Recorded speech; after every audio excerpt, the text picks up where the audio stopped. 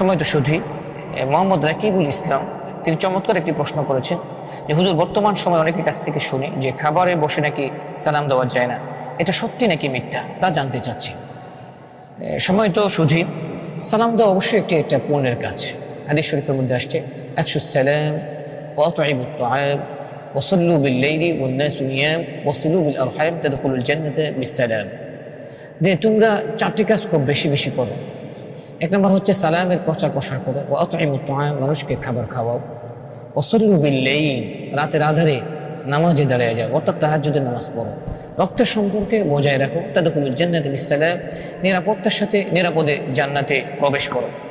সালামের ব্যাপারে অত্যন্ত ফজিলতপূর্ণ হাদিসের মধ্যে এসেছে। তবে হ্যাঁ, সালামের নির্দিষ্ট কিছু জায়গা আছে যেই জায়গাগুলোতে সালাম না দেওয়াটাই হচ্ছে উচিত। যেমন ভাই মোহাম্মদ রাকিবুল ইসলাম তিনি সালামের কথা বলেছেন যে খাবারে থাকা অবস্থায় সালাম দেওয়া যাবে কিনা, জায়েজ কিনা। এটা না জায়েজ নয়, তবে এটা অপছন্দনীয়। আরও কিছু কিছু জায়গা আছে, যেমন অজুরত অবস্থায় অজু করতেছে এক ভাই, তাকে সালাম দিলেন, এটাও উত্তম নয়, অনুত্তম কাজ।